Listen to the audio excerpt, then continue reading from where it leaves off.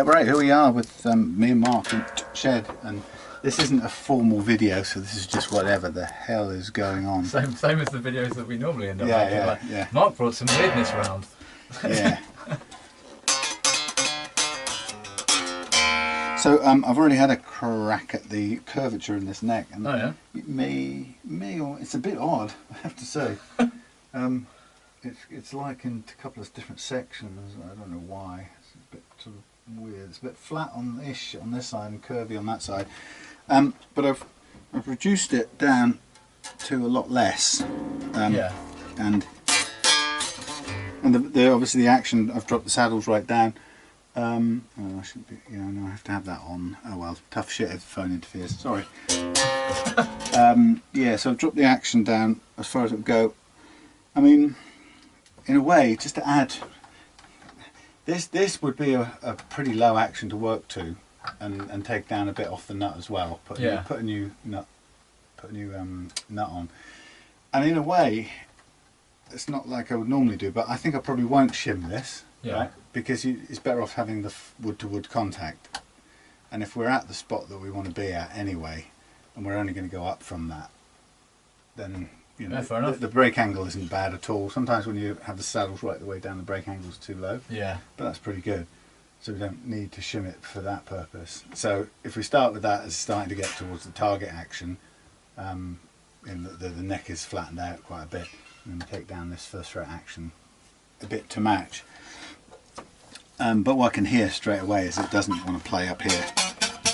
Yeah, it's really clanky. But that's, a fret levelling job, which we can do with a full size, whatchamacallit, truss rod, bass truss rod. Somewhere in here I will have, or somewhere over there, I've got some bass nuts. We got a bass nut, man. There's a bass nut. Is it wide enough?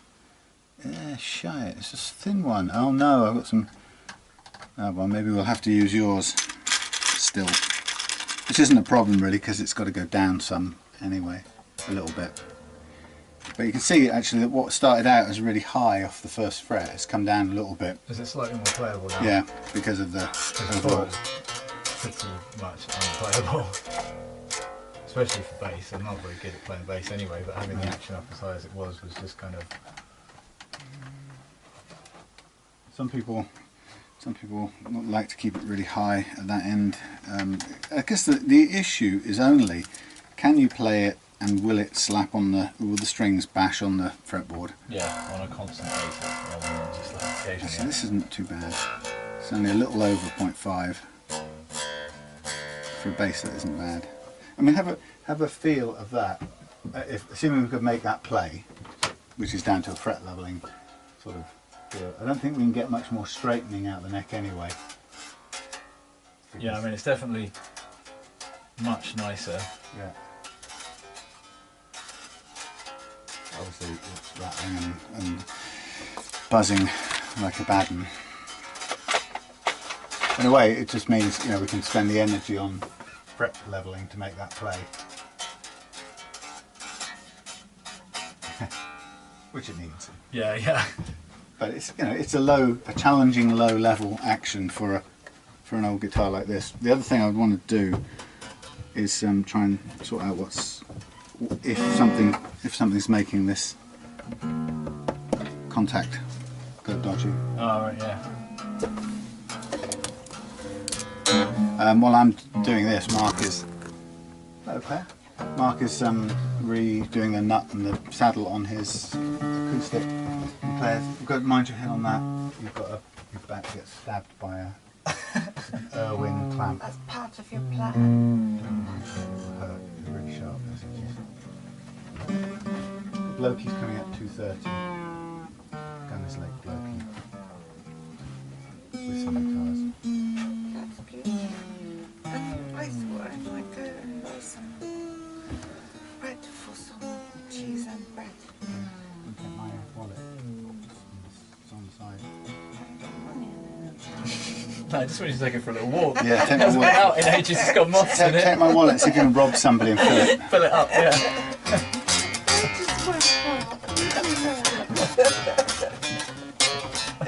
I only know two ways to communicate: English and sarcasm. No, actually, just sarcasm. Oh well, this would be The second language. this would get me struck off in the bass players guild. This is I would say this is 1.75.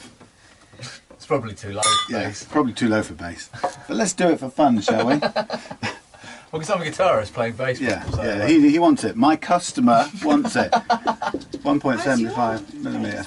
Yeah, I've got loads of weird guitars. Not gonna lie, not quite as many as Sam. Yeah, but no, I like- didn't know you had a bass. Yeah, cool. Yeah, I've got two basses. But one of them's lent out at the moment. Yeah. And, I don't know if I'll ever get that back, but it's lent out at the moment. But they're all just given to me. On hire. Yeah.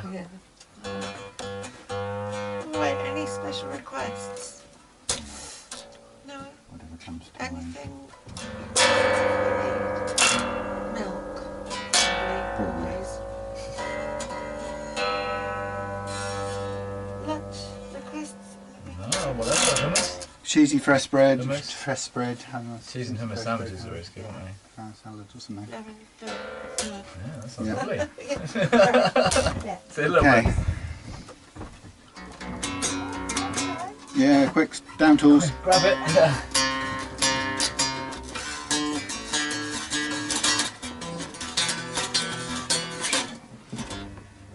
Well, so having left this to settle the truss rod a little bit, it's got, actually it's quite low, it's not too bad at all, it's about it's about just around about a millimetre actually, I would say.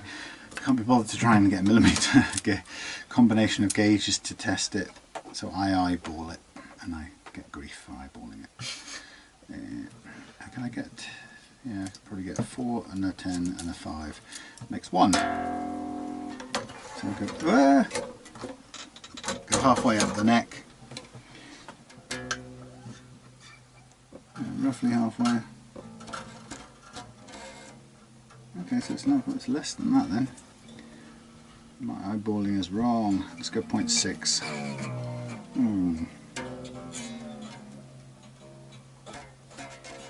Yeah, about 0.6.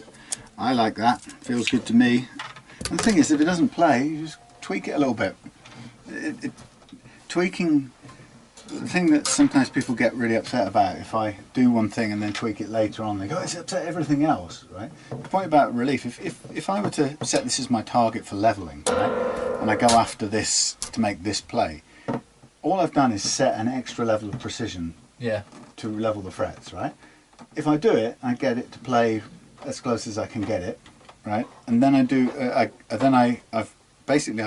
relatively leveled the frets.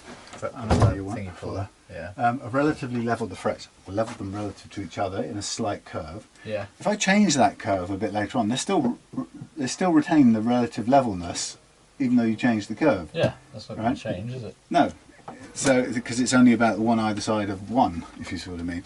So you've got plenty of freedom to say, well, okay, I'm setting this as a challenging leveling target, but if we'll get to the end of it and I go, well, it's a bit too, there's a little bit too little relief in it, you can add more relief. It's not going to upset the setup.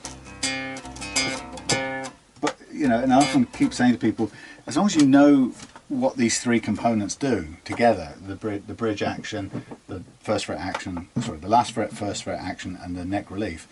If you think about how they just relate to each other, you can't go wrong. And sometimes if I know that the first fret action is miles higher, I might do that first. But I know that when I take down the bridge action, that first fret action is going to reduce a little bit as well. Yeah. But I know it's a tiny amount. Yeah. Comparable. Comparable, and I know that if I set the first fret action to 0.5, and then by the time I lower a massive amount on the bridge, it will go down to 0.4. And I can kind of live with that sort of suck it and see kind of approach. And it's never about the numbers. It's never about chasing a particular number.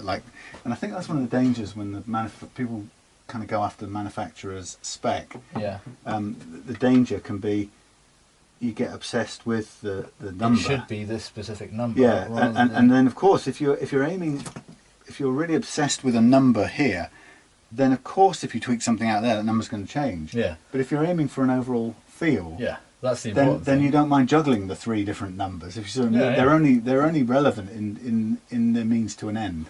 That's what I'm trying to say. We've got a little shim in there which we can take out for the time being because we shouldn't. we don't want as shims if possible. Obviously, Yeah, if you're going to go for a there's a bunch piezo more on that. contact. I'll keep that for reuse. Just put that in the guitar. Yeah. Fine. Reuse. You need a special shims box. It Yeah. is. It says shims Yeah. and saddles on it as well. Shims and saddles. Shims actually should be shims and used. Oh yeah, used nuts. Okay, so what do I get to do over here? I get to slack the strings off and mark up the frets and just dive straight into fret leveling. But you haven't measured this and checked Fender's website. Well, it's Blue Rock Guitar. I don't think they have a website. Blue Rock, no, Not even sure they have some kind of manufacturing deal. no. And they might have done sort of 20 years ago, but it's long since closed down. Yeah. But hey, we'll get something out of it.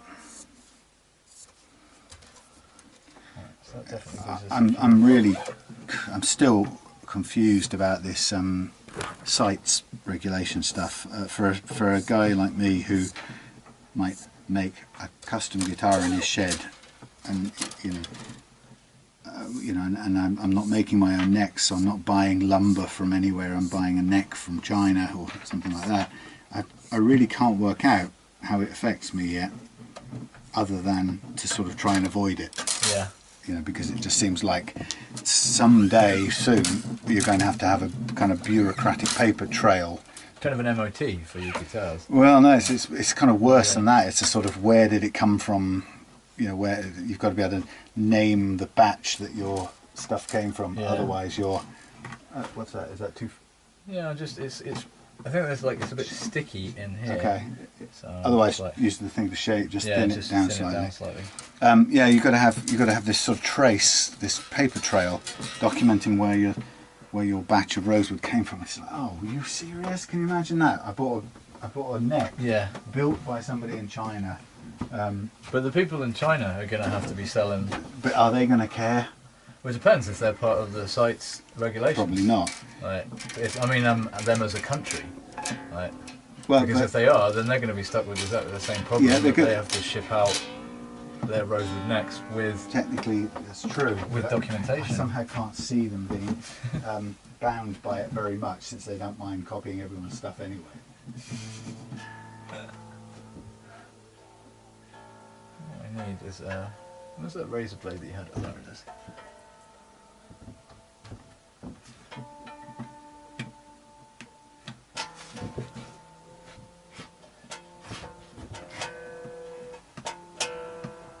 Yes, good guns.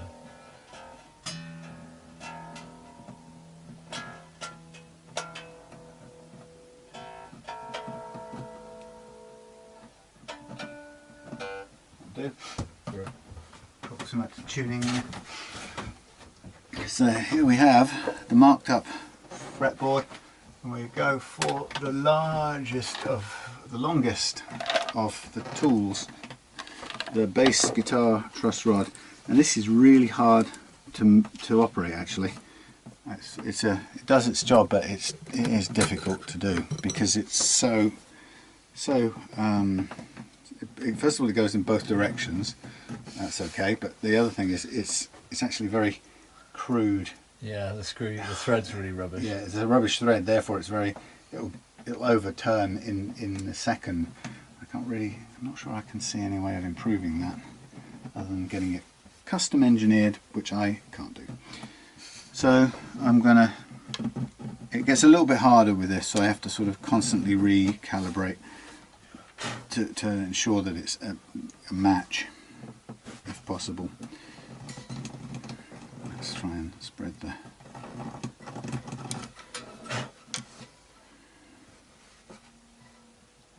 So the idea is I'm going to use these 3 little dots to try and map the curve of this, or the slight relief in this neck, into this tool. In which case, once I've done it, which is now going to be over mapped, yep, so it's so bloody delicate, even by hand turn I'm over curved. So I'm aiming to just copy this curvature into this tool, and then once I've got it, I'll use that to level the frets. Now some people are happier just taking the neck off, flattening it out, and actually it's a pretty good technique to do. It's 95% better than, or 100% better than not doing it at all. So the improvement you'll get from using the passive neck method is massive, and you will notice it, and you'll never want to play a guitar without leveling the frets again. As simple as that. This method I'm using with the guitar strung and the neck slightly curved is a tiny fraction more accurate, but that's not really the reason I do it. The reason I do it is because it's more respecting of the fret metal. Because it's strung, I can level only as much as I need to level, and then stop and retry the note or the strings, and stop at the point that I've got the action I've chosen to play at. And that's why it's such a good method. And like I say, it's not strictly for the accuracy. And I'm not dissing the take the neck off and level it flat method. There are some disadvantages to that method. One of which is, some people, the wider the tool you use, the more you force a kind of slices across the radius of the neck, which is pretty inaccurate. Thinking of it as like digital samples. Oh dear, here we are back to school days. But I'm not happy there, but that's because those are getting in the way. Yeah, it's the thinner the file, the more bites you're taking at the radius as it goes across, and the more it respects the radius. If you use a really, let's say we took the neck off and we used the traditional method, this is about 4 times the width, and basically we are trying to map the curvature or the radius of this neck in 4 bites. This, we can do it in 6 or more bites, as many as we can be bothered to do. Anyway, it's much more respecting of the radius, and certainly the worst one, I suppose, is to use a radius block, which is kind of easy and quick, but it enforces its fixed radius on whatever you've actually got here. And it's very, in my experience, it's quite rare that this would be any set radius. It would be somewhere off a nominal radius, and if you get Mr. Portugal Guitar and Woods, or whatever the company's called, if you get his radius block, he'll have made it very accurately to a device or a measurement or a calibration that he or she is using. But basically, as soon as you use it on your guitar, it will enforce that calibrated radius onto your guitar, regardless of what your frets actually, what radius they technically are. And often they'll be slightly bit off, and what you'll see is if you use a radius block on a set of frets like this, you'll often find it's not uncommon to find that you'll go, right, this bass in the book, it says it's, let's say it says it's a 12-inch radius. You get the 12-inch block and you go down there with your sandpaper, doing it all in one go, and it's dead quick, and you are definitely imposing a radius of the block says is 12 inches, but you probably find is it takes off loads of material suddenly at the edges, and you're thinking, hang on, have I got the right radius? Yeah. And it will be the right radius, quote unquote, but actually it's telling you that it isn't. There's a slight discrepancy between the two. That's going to be that nut's going to be a little bit difficult to get out, because it won't just knock off backwards. No. So you want to kind of use my little custom falling apart tools. no lasers. Yeah, laser tools. See if you can just loosen it. Anyway, yeah. So the radius block is the only time I ever use it is when I've put a brand new set of very big frets on, and I can afford to scrape off a load of material. But if I'm down on sort of mid-range, medium gauge type frets like this, I was like tapping it that way, and then I just rested it on it there. I was like, I'll just give it a little oh, and it's straight out. like, done. Good. I'm not even sure there was any glue on There might not have been. There might not have been. Yeah, so I really, tempting though it is, I tend to avoid a radius block altogether. You will get to the radius, you will get a nice uniform radius, but it will be the radius of the block, and it may cost you a lot of fret metal. to get there. Is what I'm saying. It's really nice to see the difference between plastic and bone. Like, and as much as, like, you know, people would be horrified by making something out of the bones of another animal, or a dead political dissident. yeah, like, we only get the best bones from Guantanamo here. But yeah, much nicer feel than plastic, that's for sure.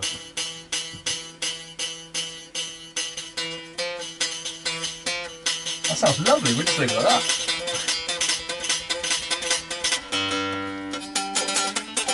Now, don't forget, we set an incredibly low target, which the Bass Players Guild would strike me off for trying to do. It is, in fact, oh dear, this is about as low at the moment as an electric guitar action.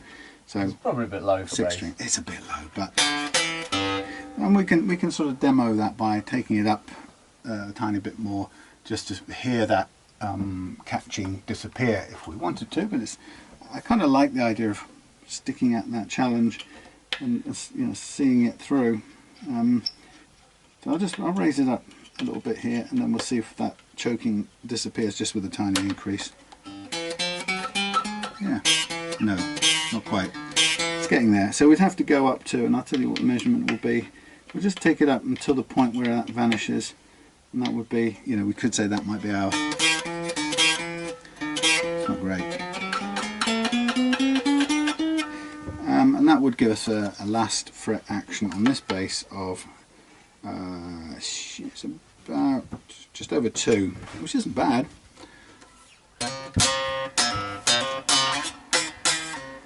Still have to do some work on it to get rid of that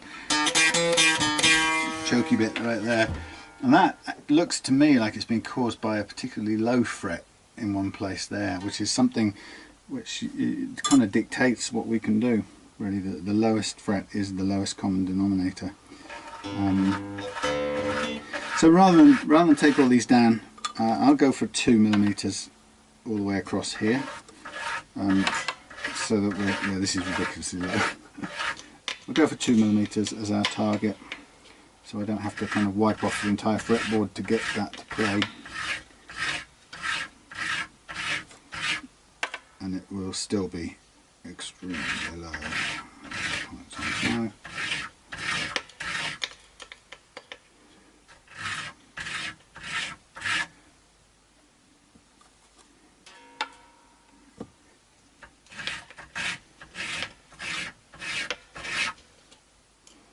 These are very nice little screwdrivery Allen things, but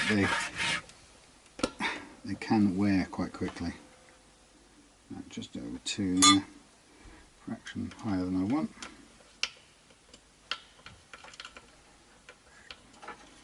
And then bring this one up. Let's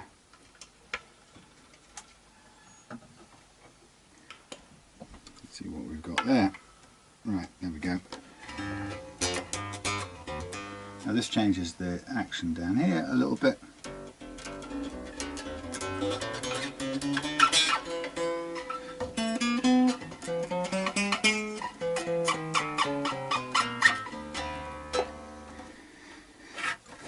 Better than it was. Let's just check that relief again. It's okay.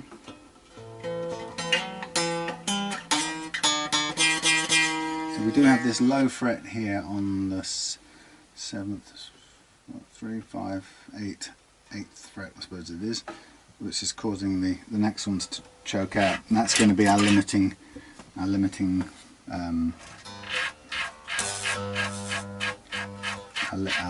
factor, basically. It's funny to see that as the lowest common denominator. Sometimes what you find when you're working on frets is that you won't know until you start working on it that you seem to have one fret that or 1 or 2 frets that for some reason start to show up as incredibly low compared to everything else, and you find yourself having to work everything down to these low frets, and of course they wouldn't show up to begin with. You wouldn't know until you're finding it impossible to clear this one note, and you realise that rather than it being a case of a bunch of high frets, generally you're actually finding there's one dominating low fret, and then why that happens starts to become apparent, like it's taken a bang and somebody's taken a piece of sandpaper to it and very carefully done 1 or 2 frets to get rid of the chips where it's fallen on its face or something like that, and without you knowing, they've created a low spot, which as soon as you go down in action, then obstructs everything you're trying to do, and you have no choice either to back off or to work everything else down to meet it, if if it's possible or feasible or desirable, depending on the amount of fret metal. See, this is clearly something's damaged here, because I can see I'm taking off quite a lot of metal on these 3, and this one here is still struggling to play, and I don't want to go any higher, but I have to be realistic and say, do I have the metal available to get everything down to bottom out that particular problem, which is kind of is the way it usually goes, constantly having to rethink. And sometimes the detective work is quite good fun, because you start to work out what happens to a guitar just by the sort of damage to the frets that sort of becomes visible after a while. It is often that somebody in the past has tried to clear up a patch of damage, and it's usually because something's chipped the frets, and that's actually quite common, that is the guitar's fallen on its face and hit a table or something, and it's driven some of the strings into the frets at a particular point. Yeah. And then of course that's made an absolute mess of playing it for the owner at the time.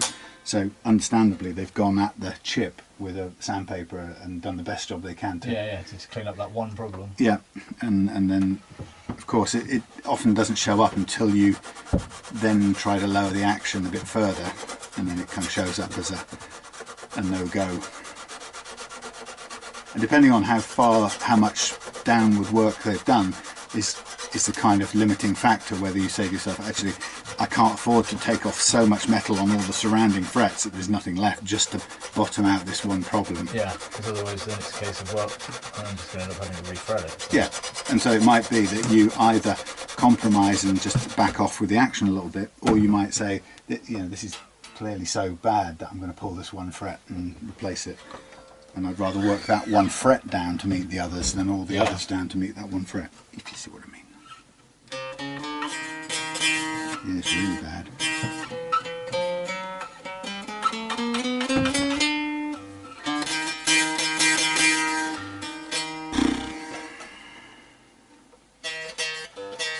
I mean, sometimes your little micrometer thing, your vernier caliper, they're not that precise at this level, but you could measure the clearance on that fret, 0.79 versus the one it's choking on, 0.87. So it's still, for some reason, quite a lot down on these, and I've taken quite a lot of metal off these. So this is sitting at 0.7, and this one 0.8 roughly. So it's about a tenth. Let's get it right. It's about a tenth of a millimeter down. Yeah, that's not good. Yeah, they're about 0.7, and these are about 0.8, and these have already been kind of worked down quite a bit. So there's a couple of frets here that have been, I've started off. They can't have been hammered in further. They're not going any further. But yeah, basically. Yeah, if it was if they were hammered in badly and then it was fret leveled in the factory, then they just did a rough job, or just sanded it down to like. But the question was, something so far in compared to the others, it's had to have been worked on with some sandpaper at some point, because they've been taken down in a spot leveling where the others aren't. So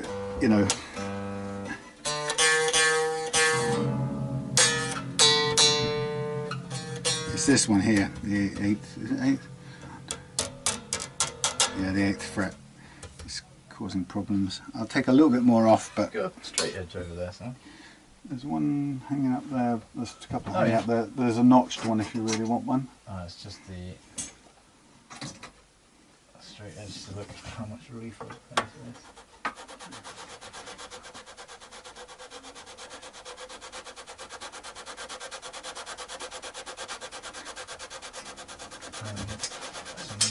Some Allen key?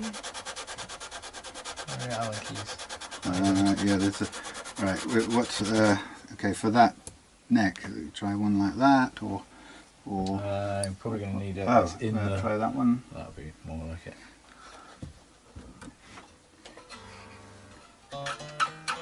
Yeah, you see I've just got there with that now. Well, no. Getting there, but let's try a tiny raise on this, although I'm loath to do it. The smallest raise on here can solve the problem. It doesn't want to. Maybe the biggest raise on here will solve the problem. Yeah, somebody's knackered this 8th fret. Let's just take that one out. No one ever plays on the 8th anyway. Yeah, new intervals. Yeah. In Western music.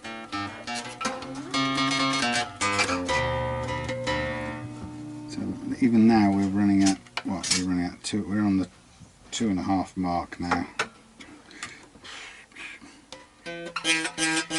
That is lousy, unfortunately. Oh, what a shame.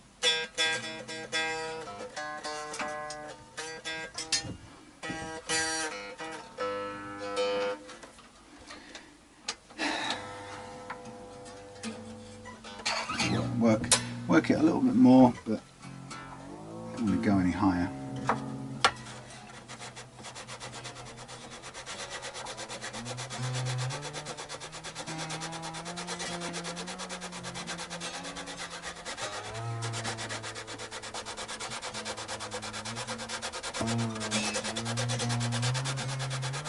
It basically means we're taking quite a bit off the 9th and 10th fret to achieve this. Not even touching. I mean, look at that, Mark. Not touching. Oh yeah. Touching. It's quite a destructive. Well, that's when they put the fret in. They didn't put the fret in properly level, and it's like... No, it would stick up. Yeah. You know, it's the opposite.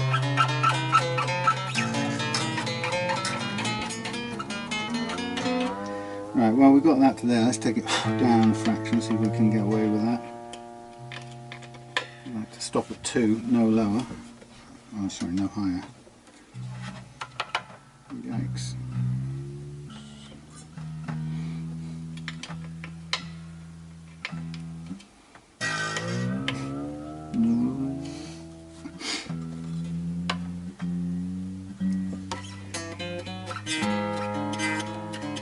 God, it's a mess. So it's typically why, when you're doing this, you'll discover why somebody set the action the way it's been set. Yeah. Right, because it can't be any otherwise without serious fret leveling. But you know, we'll just fight it a bit more. What the hell? So the tuner in this just told me that I was very close to the 7th string B that I could have. It's like, so Tanglewood, these tuners that they've got in these things, they must use them in all sorts of stuff. Oh, I see what you mean, a 7-string. Yeah. And it's odd that it tells you that it's 440 hertz. It's kind of like it's saying that if you could work out how to make it do it, it would let you tune it to a different standard. Because otherwise, what would be the point of it telling you?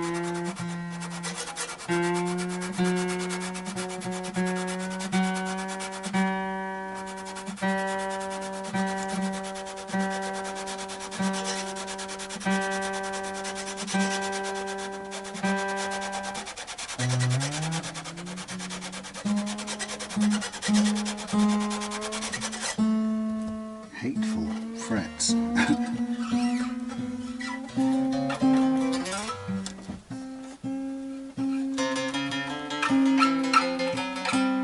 Okay, we're going to stop there. Having carved away a fair bit of material.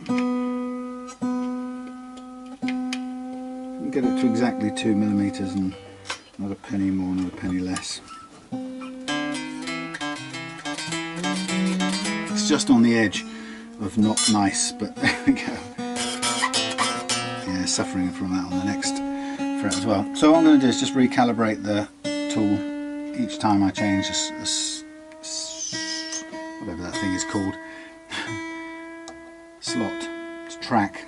So I'm going to sort of calibrate for the D string. And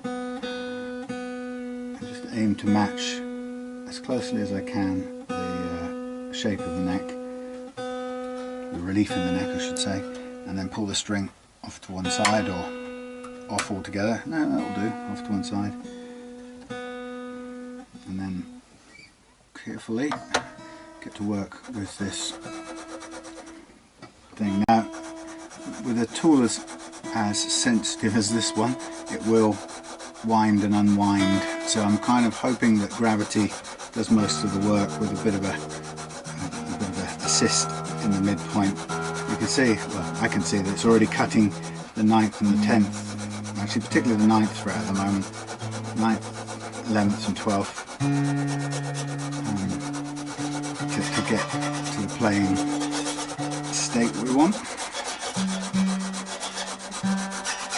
With a bit of luck we might skip the lowest part of this. It's really interesting. So it's at the moment it's looking like only a part of the 8th fret, a certain part of the 8th fret is completely flattened, not all of it.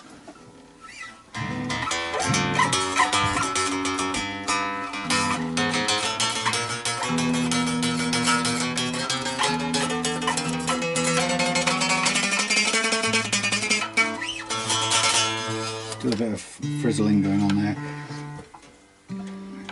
Check it. I'm going to go tiny fraction down to the 2mm mark.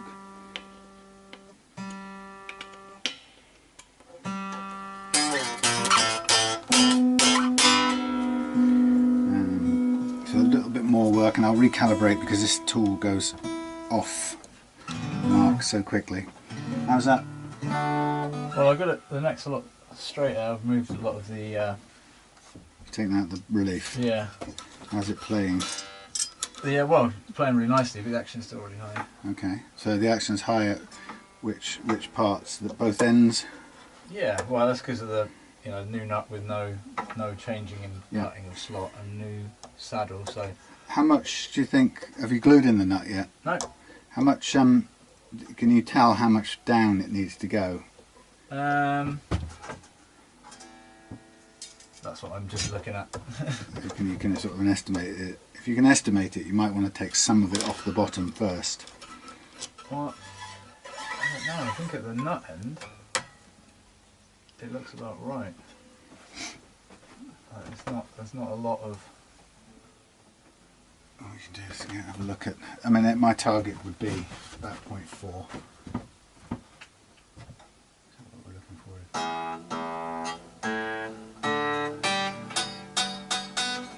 It's about on the mark.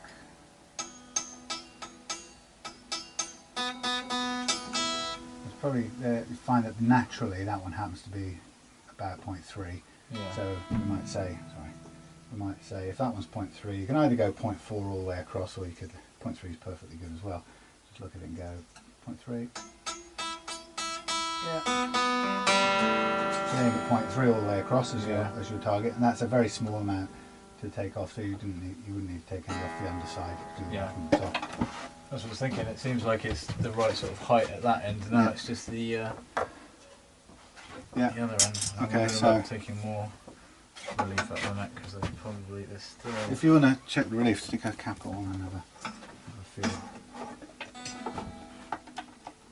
Somebody playing again? No, it's just a pot rolling around in the back garden.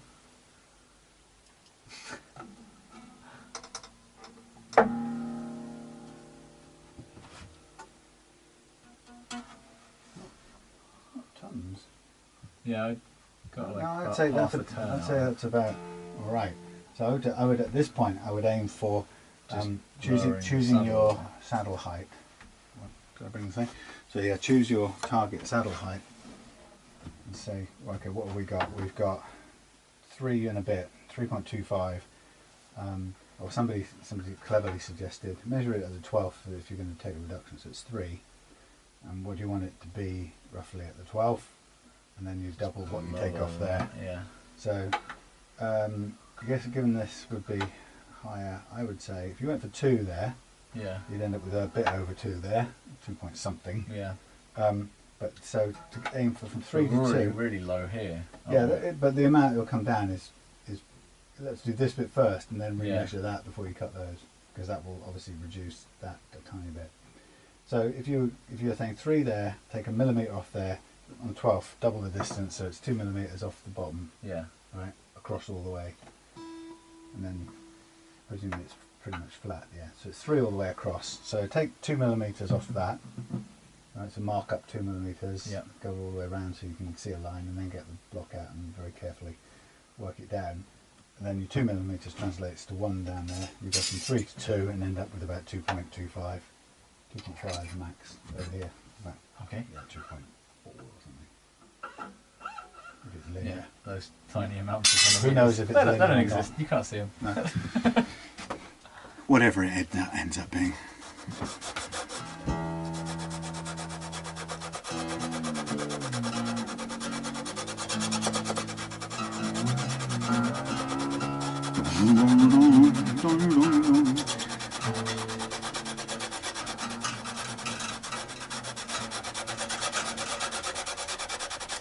Blimey.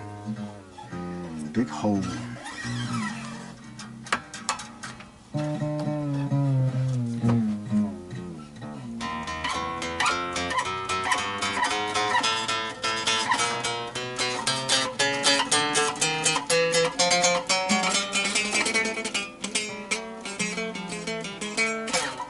Tiny bit more, but it's getting there. And that's what happens to your fingers, they get covered in fret dust. Magical substance. That's what frets are made of. Yeah. You just get loads and loads of fret dust and some glue. Glue, yeah. And a So special mould. and that's how a they kind of make fret. resin, yeah. Yeah. Pour each one into a mould. Die cast. I don't even know what that technique is, but it sounds good. Where they use a dye. What's a die? Cast like a mould.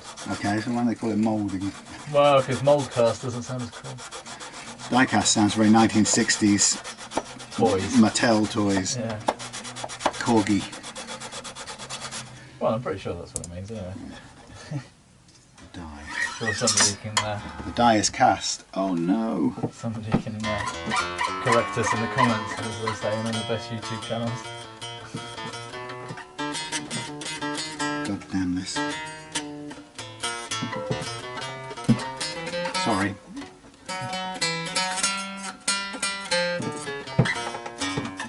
It's okay, that wasn't somebody else's god, that was one of your own inventions. Yes, my personal deity.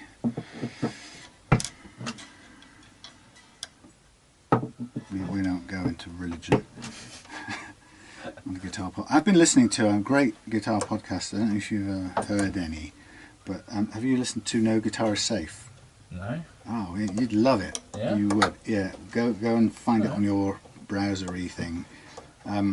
It's God, I've forgotten the guy's name already. I didn't know him before it anyway, but a guitarist who currently plays with God, Fleetwood Mac, or no, somebody. He's a sort of session-y type. Anyway, I've got that wrong as well. Sorry. Anyway, he Some guy plays guitar somewhere. He runs this podcast and he gets to interview guitarists, and it's a really well done thing because he goes and he's very good, and he goes and plays really well himself, but he goes and picks these people to interview, and he's connected to one of the guitar magazines, Guitar Player or something, and it's a sort of sponsored by them podcast. But he goes, Jude somebody, anyway, he goes and plays with all these famous guitarists, and it's just like an hour and a half long chat and jam. So it's really wicked job. It is, and it's really live and real, Fine liner. Huh? Fine liner. Yeah. Okay. It's a really credible sort of conversation, and it's a really open and generous sort of jam that they're, it brings out the best in both the people in the interview. Yeah. And it's actually, I find it quite inspiring to hear the jamming, because instead of, some of it's kind of a bit virtuoso, but often that sort of leaves me feeling kind of useless. I can't play anything like that, give up. But this I find this much more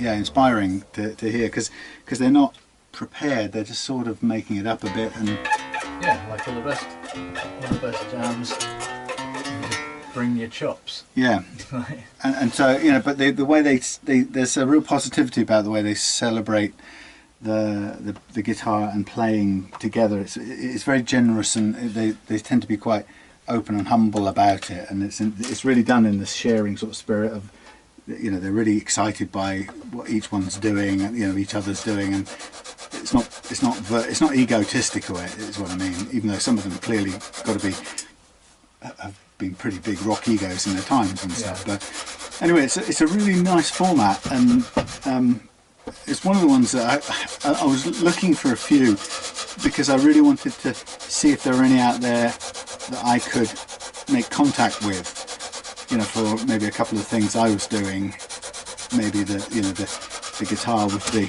never-ending neck, that kind of thing. Yeah. Just because, not because I think I've done the world's greatest thing, but because I just thought it might be interesting.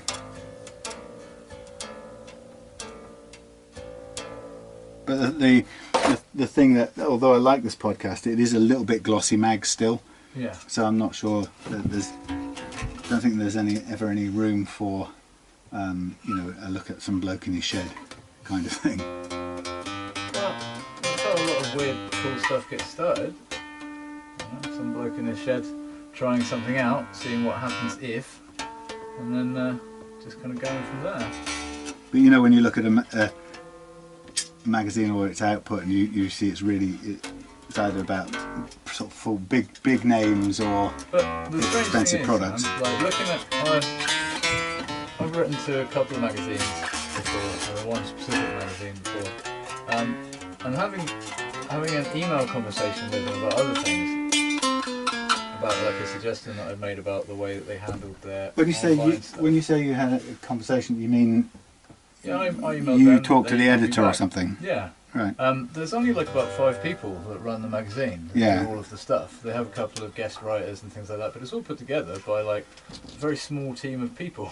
Right. And, yeah. It's not as big as you'd expect. Yeah. Like the marketing industry and or the publishing industry for magazines, the printing and the distribution is all handled by a parent company. Yeah. But the actual Future Music or something. The putting the magazine together is handled by a very small team of people. And it's a very small team of people that are really interested in something that's still kind of small. It's not, we live in the guitar world and think about them a lot, but for the majority of people on the planet, they don't. No. And so you're releasing a magazine made by specialists for specialists. Yeah. A distinct market. Yeah. Which isn't statistically vast. Yeah. Which is why they're always hungry for subscriptions and all that kind of stuff. Well, so because they don't have. Well, that would be. Revenue stream. So I'd be interested to think how could. I mean, there's obviously there's a couple of things I do. One is that guitar invented over there, that weird thing, which I think could be quite interesting. It's very nerdy interest. Yeah. Then there's obviously the Oakcasters, but then there are billions of people who make other guitars. But I mean, I'm not underselling it, but there are some reasons why they might be interesting. Because they're genuinely sort of aimed at the travelling, international gigging musician. Yeah. It's a perfectly good instrument. Just happens to be like a lot smaller and easier to fit into a carry-on luggage. Yeah. But that's just Which isn't something to be sneezed at. I think having read about musicians having to deal with airplanes that have damaged their instruments and stuff like that, it's not it's a really important topic for a lot of musicians, I think. Yeah. And I think what you're weighing up against is, as much as your Oakcasters are beautiful, they're different looking than your average, or your above average Les Paul, Fender, whatever. What you're kind of banking on is the fact that, well, at the end of the day, some people want something that works straight away and they can rely on and play. And to that kind of musician, the fact that the guitar works perfectly every time is more important than it has a specific brand name on the top of it. Yeah. And it's a small subset of a small subset of people, but that's still enough people to be interested in buying a guitar, perhaps. Yeah, it's a question. I mean, I guess for me is how given the structure of those magazines and what they aim to do and how they make the money and stuff, and how there are loads of people who would like to be featured and plug their stuff. You write to them and you say, I'd really be interested, I was wondering if you'd be interested in an editorial about this, having already written one. And then they say whether they are or not, so you have a conversation with them about it, and then you send them the piece that you've written. Right? And then Is they that what choose you to did? publish it or not. No, I just wrote a really long letter explaining what I'd done to make the weird guitar that I made. And they published it in their readers' letters pages.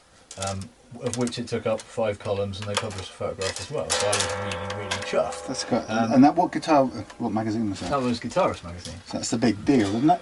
That's Well, quite big. it's that one, or there's Total Guitar, which always seems like it's the one I used to read when I was a kid, and it just seems it's a bit more like the Kerrang of the guitar world. Kerrang. Whereas Guitarist sort of covers everything. You know, I'm not just into rock and metal. I quite like a lot of other music too, and so I like reading about a lot of other music too. And it seems more widespread in its coverage. And then there's like Guitar Techniques, which is specifically about playing. Whereas the reason I like a guitar magazine is because I really like guitars. Like, I like playing them, but I like looking at pictures of really pretty ones. And I like reading interesting stories about, I don't know, just in Guitarist Somebody magazine who a did couple of months something. ago, there was a really nice article about one of the editors getting his first chance at playing in a Dumble amp that was built in 1986 for a specific customer. It was a really nice story. Like, you know, that's why buying a magazine is good. It's nice to be able to chill out with it. It's not just a big advert. Or a how to, scales or something. I want editorial and interest, and the same reason that people buy magazines about cars and magazines about fish tanks, and it's, because they're enthusiasts as much as they are players. Yeah, exactly. Okay. So I think that would be. I mean, I don't know whether they'd be interested or whether they accept editorial in that way. They reserved the right to edit my letter, which they did, but they kept all the important bits in. Do you think they would have done it had you been plugging your business? Don't know. Right.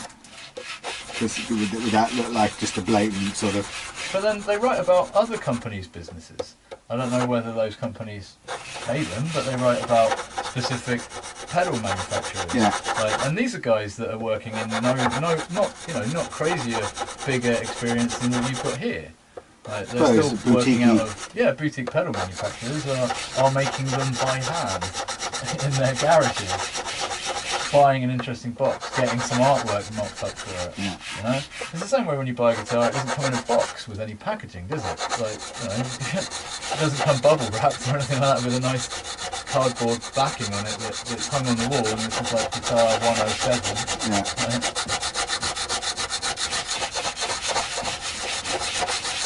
One of the few things left that it's actually more interesting if you buy it from a human being.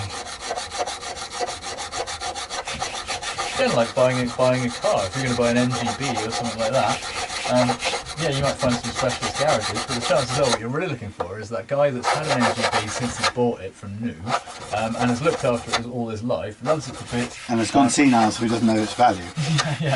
Or does know its value and is happy to sell it to you for how much it's worth because you're happy to pay for it for how much it's worth, and he sees it go into a pair of new, good, caring hands, and he takes his money and goes and lives in the Bahamas or whatever.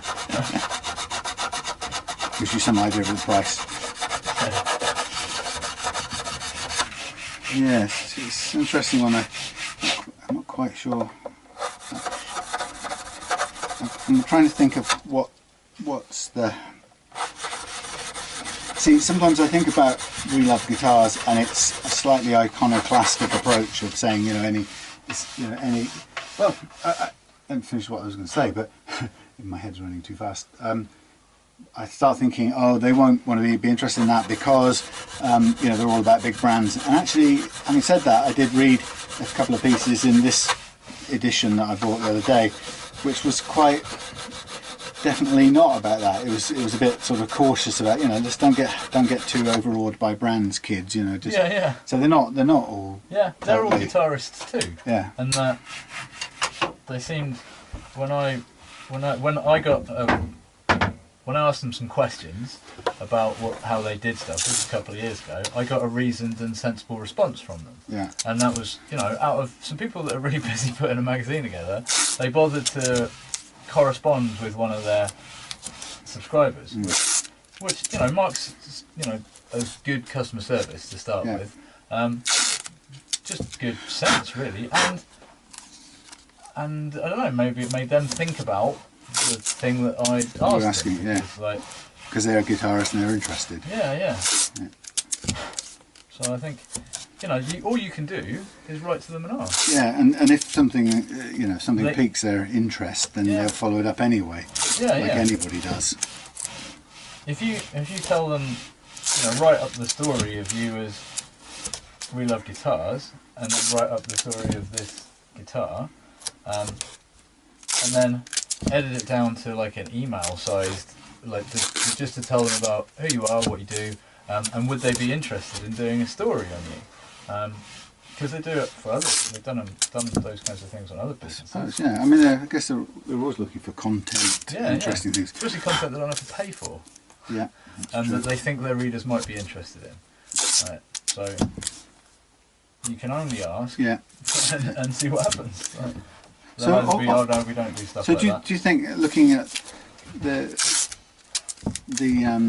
I mean, that guitar thing, prototype thing over there, I mean, it's interesting from just a purely technical point, but I guess there's a question in that is, do I try and make some, rather than just give away, but rather than just broadcast the approach, do I try and make some first, and then have a couple? Same with the Oakcaster, you know? You made a few, you liked the ones that you made, other people played them, they liked them too. Make a couple. Like, make a couple that I mean, that one looks cool and it's fun to play, but you need to pick up some of the fundamental issues, like the pickup over the top of it. But, you know, I was thinking about the resonators and how they have that bit that goes over the strings, where the strings pass through them. Yeah. Put a pickup in that. But that's why you need those thin pickups or the pickups in the neck or whatever. But Claire said something the other day. She said, "Why don't you think about Kickstarter?" Yeah. I thought, well, okay. Can you pass me the scratchy board, please? Yeah. I use it as It's my. a bit dusty at that. Yes, I use it as my tape board. That's how you get it dusty. Just about that. Yeah, you know, maybe saying that you're going to make a couple of these in production. Then again, it's quite difficult to say what you're doing and keeping it not secret exactly, but not fanfaring it. You know what I mean? Yeah. Because if there isn't anything particularly patentable about it, which I'm not sure there is, and that's not really so what. You know, it's an interesting concept, and there's always a thing where you can be the person or the entity that sort of makes the most of it first. Yeah. You know. Well, that's the whole idea of patents, is that you come up with a really good idea that's going to benefit mankind, and then you get 70 years. We'll stop there then. Well, it's not going to benefit mankind. Well, I think it is. Like, solves the problem that, like, we've been dealing with. You know, all of the things that you've ever talked about on your channel, about how you have to how you set up guitars and fix guitars. A lot of those problems are born out of the way that the guitar is built. It's true. If the guitar was built differently and to different tolerances, then those problems wouldn't exist anymore. What I think about this thing over there is that it imposes a really elegant or interesting design ethos, or design aesthetic, I should say, into it. You know, that sort of separation between the neck and the body kind of thing. Yeah. And it creates a new elegant thing that you haven't seen before. It creates a horrible conversation that people hate about what is a guitar. Yeah. Like, because acoustic guitar is pretty obvious. You know, the important bits are the lots of people would argue. Careful now, you can could get into arguments here. Well, yeah, of course. But that's again what humans do. They have the ability to communicate about things, and some people like some things, and some people like others, which is all good. But you know, the sound in an acoustic guitar is made by the vibration of the top of the guitar. Yeah. Moving the air around the side and pushing it out of the hole. The sound in an electric guitar is made by the movement of the strings or the creation of an electrical current from the magnets that are in the pickups. Regardless of any conversation about how that sound is affected by any wood or anything like that, the majority of what is happening is electromagnetic. How wood can affect an electromagnetic response on something is moot point. Is not something that I want to discuss. But it's funny, isn't it? It's like Trump or not to Trump. I don't want to talk about it. Families have broken up over this. Tonewood or not Tonewood?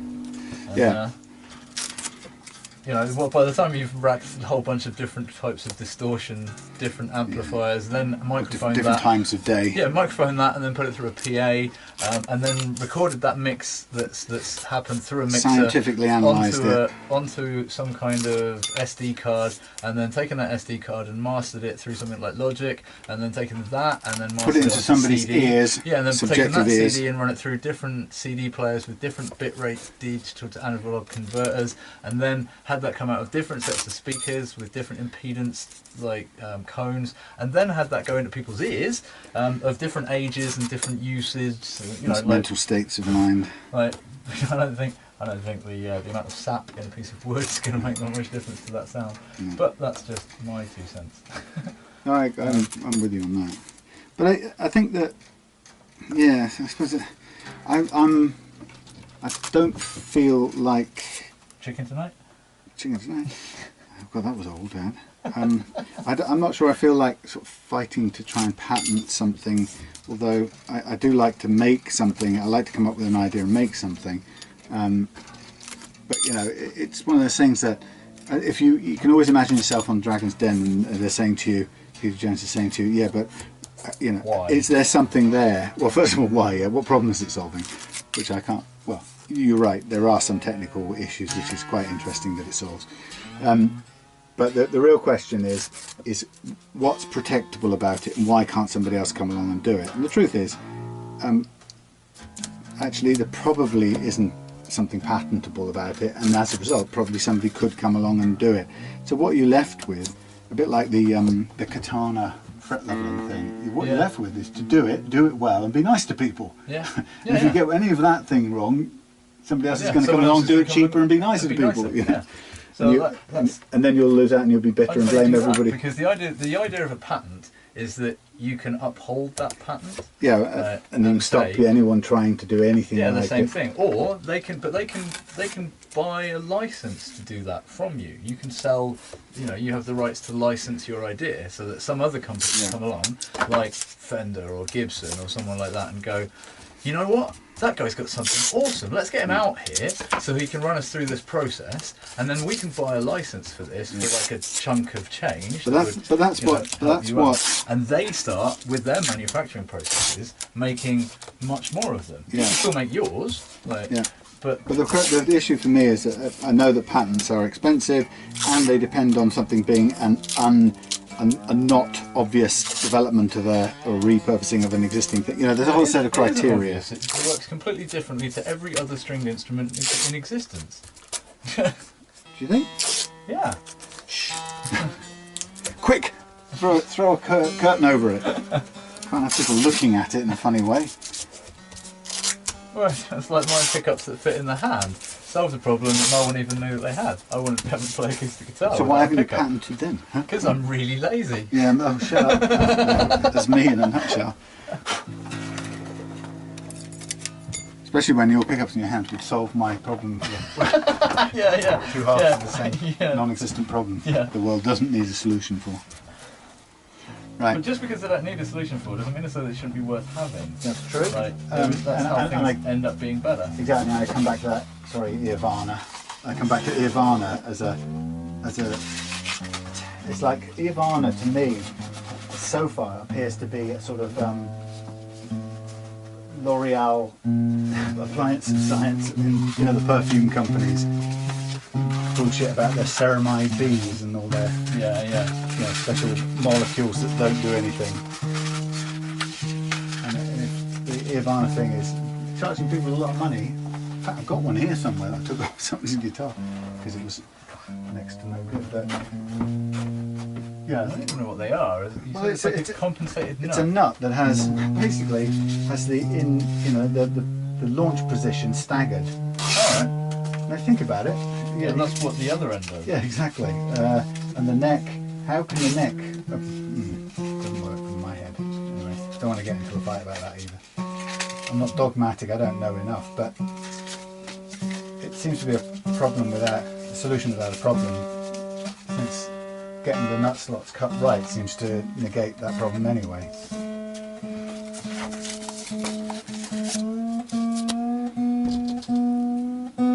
To be or not to be?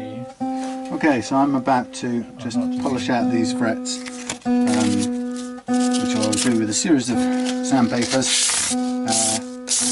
And I'll keep this on. I don't normally show this process because it's just boring and long-winded and makes a lot of noise, but I'll keep it on since we're about podcast. talking about things. I've been watching this really cool guy called Adam Neely. Yeah. He started making bass videos, like teach people how to play bass, but mostly his channel has changed into just videos about music. They're really esoteric videos. He does really weird stuff like makes fractal sounds, where he takes a bit of a tune and then speeds it up hundreds and hundreds of times and makes hundreds and hundreds of iterations of it, so that even the tune running at 4,000 times its original speed sounds like the tune. It's like that's fractal crazy. music. Yeah. It blows my mind. And I've been watching a lot of his stuff, and he does these things called gig vlogs, which I find, as a non-gigging musician, I find them highly interesting. So he goes and leads up the build up to his gigs. Yeah, yeah. Like you get like lots of. He runs a wedding band in New York City. Do you know what? I think I might have seen that. He's a classically, or I guess jazz trained bass player. Yeah, he's really nice. His channel's really interesting. He's really intelligent, and he's really easy to watch and listen to. And so I've watched all of his videos like in a kind of binged fashion because they were so good. Yeah, as you do.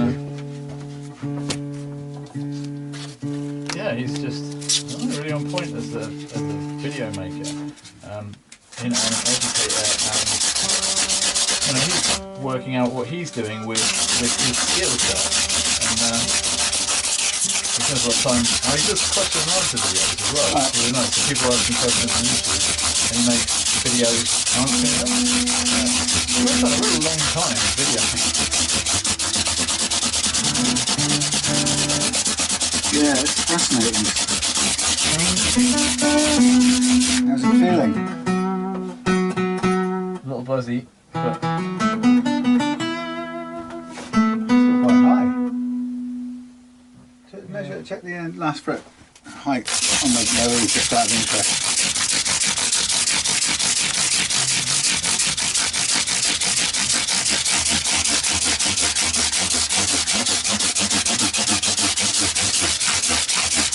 I mean, mind you, you did do some things to the frets that might not have been so that's perfect. pretty difficult to use. It's not. I'm so used to it. It's not how most people use it, I don't think. Yeah, at the moment it's 2.5 mil, so 2.5 like the last fret. yeah. Okay, that's about right.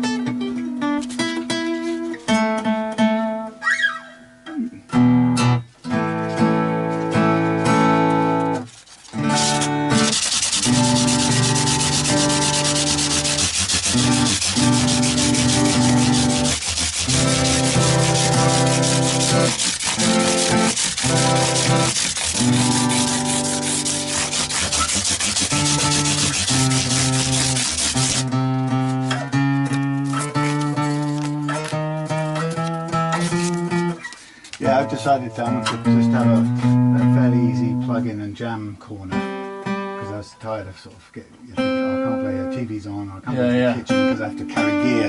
I thought, you know, this stuff has been living upstairs in spare rooms. Doing nothing. Okay, it stays dry, but you know what? I'd rather it got mouldy and used than stay dry and not used.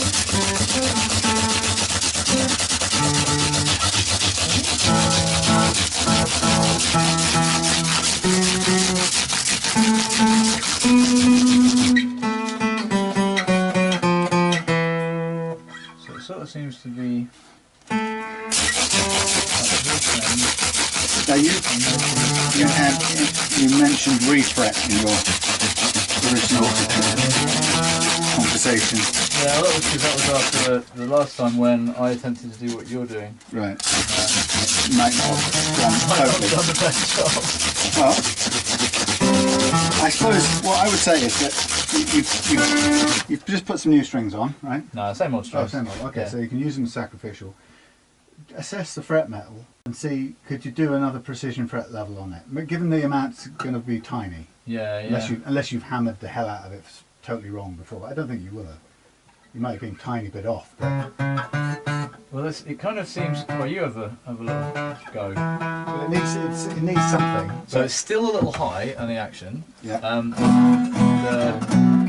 The fretboard's a lot straighter than it was. Okay, so put this over here. All we get is a big bright doorway. But don't worry. I can't. It'd be too steamy to shut it. All right. So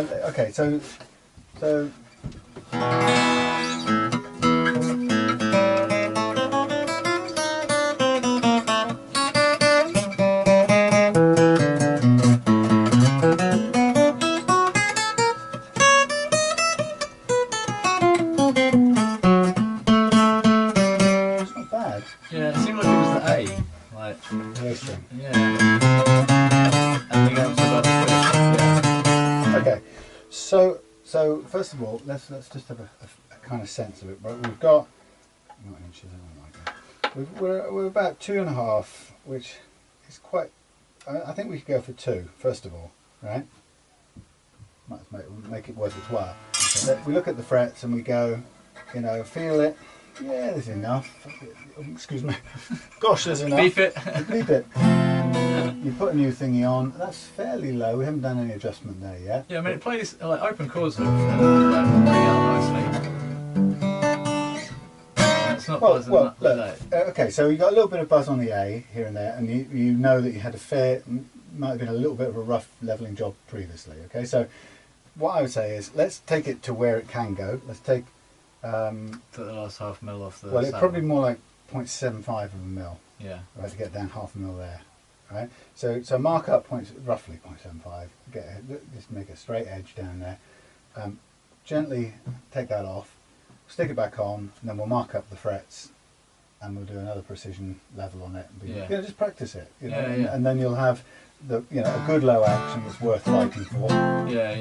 And we'll also make sure those are exactly the same, and do the whole hog on it. But on the basis that it's good practice, and you've got, for the amount it's off, you've got enough metal Yeah. to just make that tiny correction. Okay. Yeah, but yeah, 0.75 off the end there, I'd say would be about enough. And then Stephen will be over, and I've got to go and pee before he comes. Important details. I've been watching. Other than that, I just finished watching all of Mozart in the Jungle, which is a Nope. really fun TV show about the New York Symphony Orchestra. Right. And it's a dramedy. Right? Yeah. So quite funny in places. Lots of glorious music in it, obviously.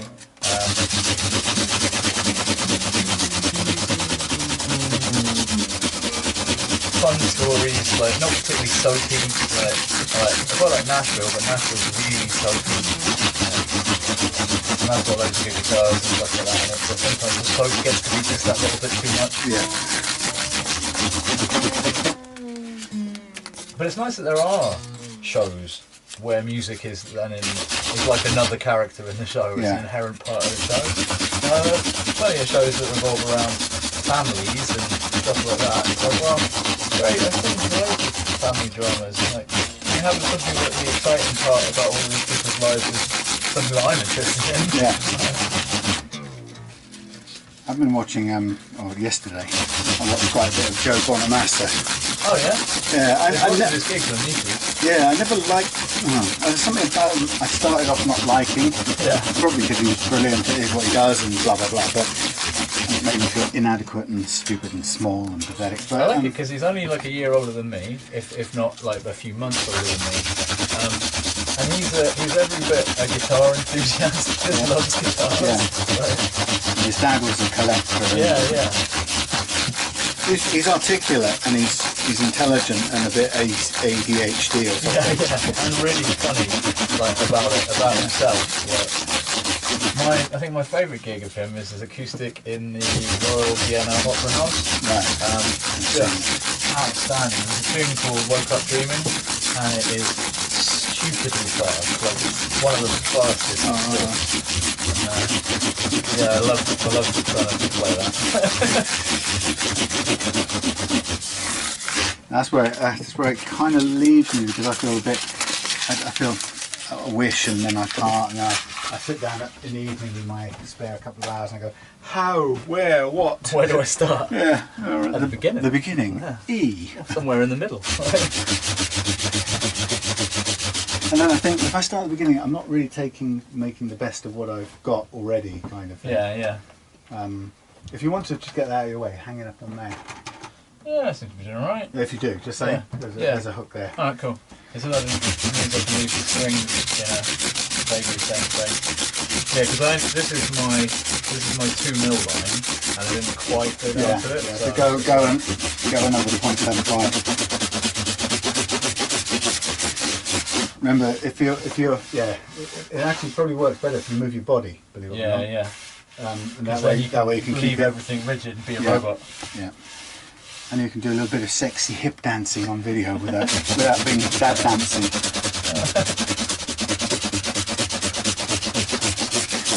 Did you just invent a new term? Is that dancing? Dancing. Dancing. Right, listen, I must go and pay attention to. Just carry on tapping with the camera. Yeah, cool. It's weird being left alone with a camera that you know other people are going to look at some point.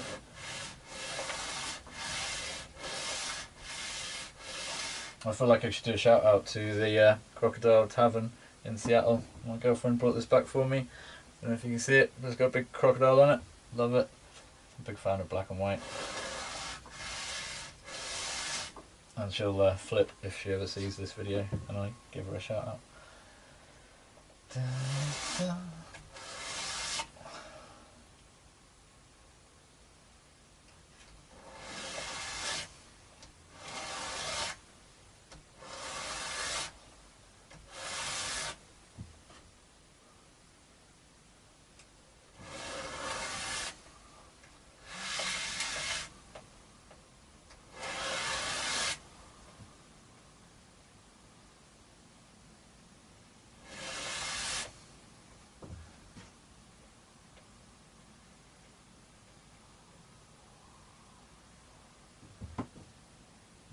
That's about as low as I want to take that.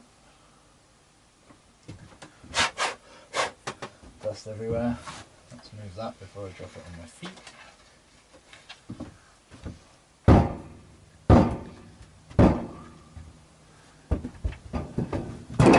Bone dust. Sounds like it should be a song. Bone dust in the workshop.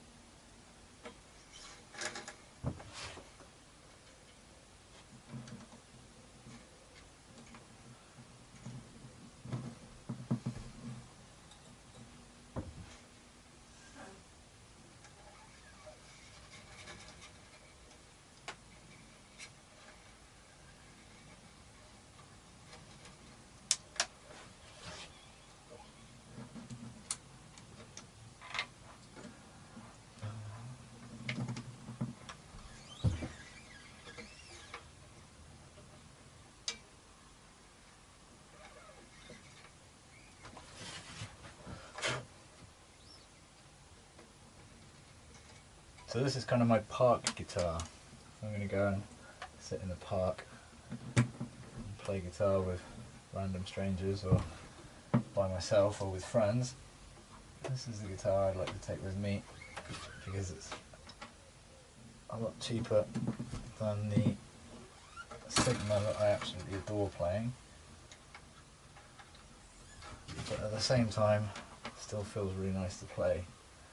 Plus being a triple O, it's smaller, easier to carry, easier to manage, and has a sort of brighter sound, I think. Which works well if other people have got guitars. So I sent a message to Stephen on text earlier on saying ours is the one with the gold RAV4 outside. I think Claire's taking it to go shopping.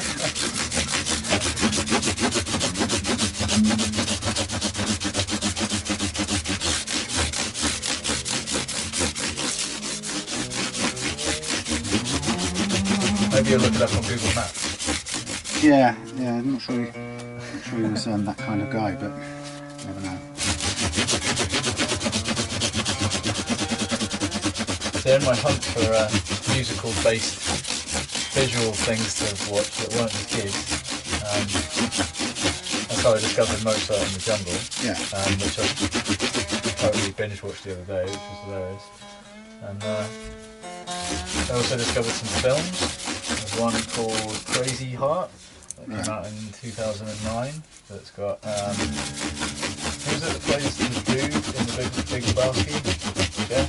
Jeff Bridges. Yeah, he plays this kind of washed-up country singer. Oh yeah. Okay.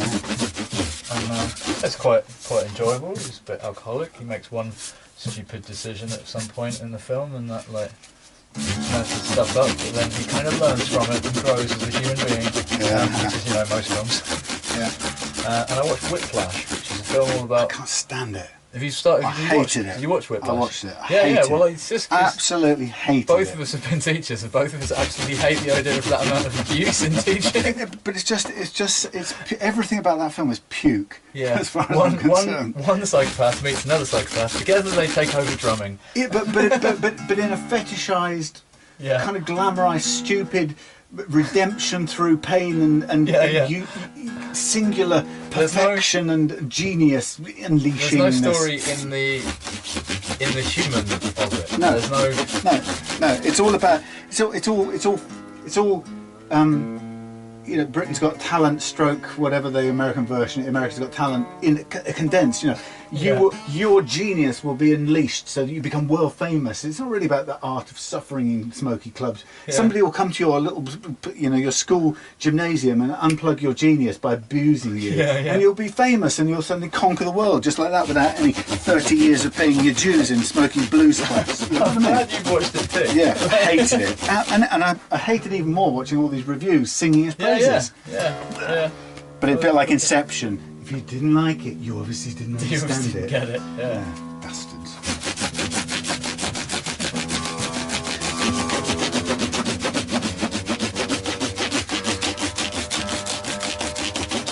Yeah, and that's absolutely cheesy stereotype of the abusive genius. Yeah. The abusive master.